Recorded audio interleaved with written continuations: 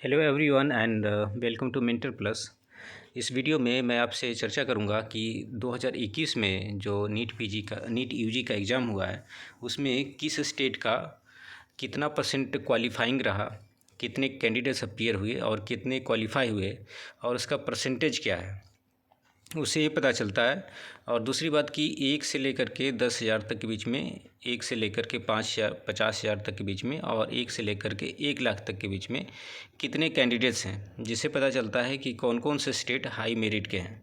High merit कहने का मतलब जहाँ पे मेरिट ज़्यादा है कैंडिडेट के अमंग, और उस स्टेट का गवर्नमेंट कॉलेज का भी कट ऑफ हाई रहेगा उसके कारण। तो इसमें आप देखें तो एक आर्टिकल पब्लिश हुई है न्यूज़पेपर में, जिसमें है कि दिया हुआ 67% NEET qualifiers from non CBSE board. Means they are trying to highlight the point that 67% of the candidates are not belonging to CBSE board, means they are from state board। तो उसी चीज़ को मैं डिटेल में बताऊंगा, जिससे आपको एक ऐसा स्टैटिस्टिक्स मिलेगा जिससे आपको आइडिया मिलेगा। जैसे आप देखें यहाँ पे कि 2021 और 2019 का जो डेटा है उसके अनुसार 2021 में जो टोटल कैंडिडेट क्वालिफाई हुए 8,70,074। टोटल जो अपीयर हुए थे 15,44,275। तो एक ये नंबर हो गया।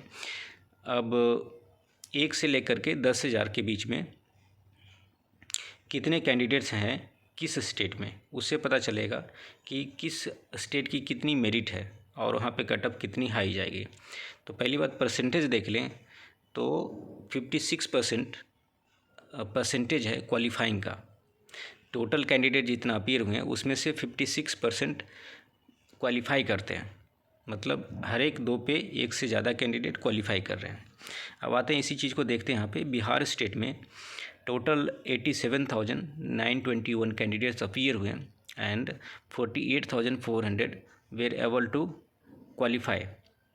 उसमें से अगर देखें 48,400 में से 1 से लेकर 10,000 तक के रैंक में 589 कैंडिडेट्स हैं और 1 से 50,000 के बीच में 3,290 हैं। 1 लाख के अंदर में 6,180 कैंडिडेट्स हैं। बिहार स्टेट का जो क्वालिफाइंग परसेंटेज है 55 है।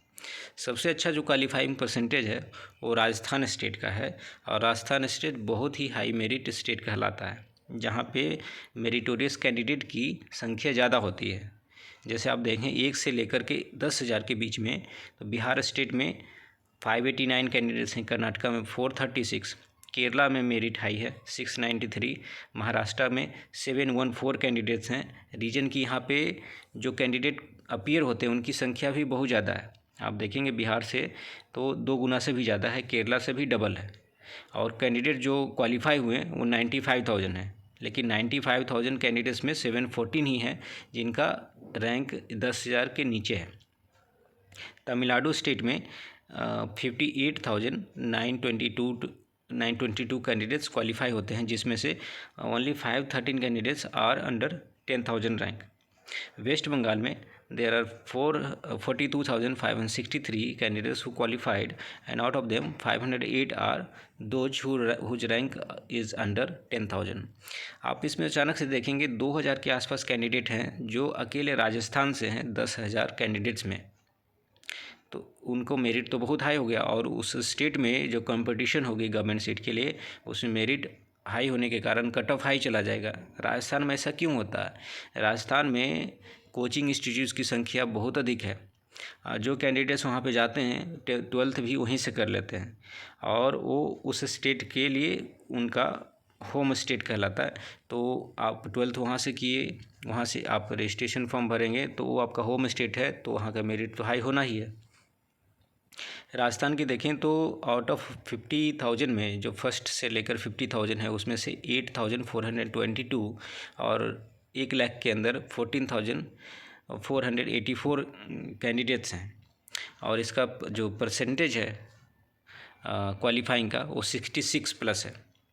उसके बाद वेस्ट बंगाल का भी परसेंटेज अच्छा है 59.6, केरला का परसेंटेज 58.8 है और सबसे जो ख़राब है वो महाराष्ट्र का है। इसमें कैंडिडेट्स बहुत ज़्यादा रहते हैं, इसलिए महाराष्ट्र के स्टेट काउंसलिंग से आपको सीट मिलने की जो संभावना है वो ज़्यादा रहती है। तो ऑल इंडिया से अगर सीट नहीं मिल रहा है तो आपको महाराष्ट्र में स्टेट से मिल जाएगी सीट। बिहार में कट ऑफ हाई इसलिए जाता है क्योंकि वहाँ पे नंबर ऑफ़ कॉलेजेज में नंबर ऑफ़ सीट कम है और उस कंपेरिजन में नंबर ऑफ़ कैंडिडेट्स ज़्यादा हैं। महाराष्ट्र में नंबर ऑफ़ कॉलेजेस भी ज़्यादा हैं और कैंडिडेट्स भी ज़्यादा हैं, लेकिन हाई मेरिट कैंडिडेट्स की संख्या कम रहती है। राजस्थान में कैंडिडेट्स बहुत ही ज़्यादा रहते हैं हाई मेरिट वाले, इसलिए कट ऑफ हाई चली जाती है। अगर आप तमिलनाडु की देखें तो वहाँ भी ऑल इंडिया कोटा से अगर सीट नहीं मिलती तो आपको तमिलनाडु से, अगर you belong to Tamil Nadu state, then you can expect to get a seat in government college through Tamil Nadu state counselling. In West Bengal also there are many government medical colleges and you can expect like better cutoff from state counseling than all India quota. अब जो बात कर लेते हैं, ये different boards का data यहाँ पे पब्लिश हुआ है। Andhra Pradesh board, Bihar board, CBSE board, CISC board, Gujarat और डिफरेंट स्टेट की बोर्ड हैं। उनमें से उस बोर्ड से जो स्टूडेंट्स पढ़े हैं उसमें से कितने कैंडिडेट्स अपीयर किए और कितने क्वालिफाई किए, और उन बोर्ड में से 10,000 तक रैंक के कितने कैंडिडेट्स हैं, 50,000 रैंक के कितने कैंडिडेट्स हैं। तो ये तो नंबर हो गए। सबसे ज़्यादा CBSE बोर्ड के हैं। Obviously CBSE board national board है। और स्टेट में देखें तो आंध्र प्रदेश से 322 कैंडिडेट्स जो है 10,000 रैंक के अंदर लाए हैं। और राजस्थान स्टेट बोर्ड में, क्योंकि राजस्थान में पढ़ाई करने जाते हैं कैंडिडेट्स वहाँ कोचिंग इंस्टीट्यूट्स में, और वहाँ के कॉलेजेज में 12th करते हैं, तो वहाँ देखिएगा आप राजस्थान स्टेट बोर्ड से 1,255 कैंडिडेट्स हैं जो 10,000 के अंदर रैंक लाते हैं। अब आते हैं क्वालिफाइंग परसेंटेज पे क्या रहती है किस बोर्ड की।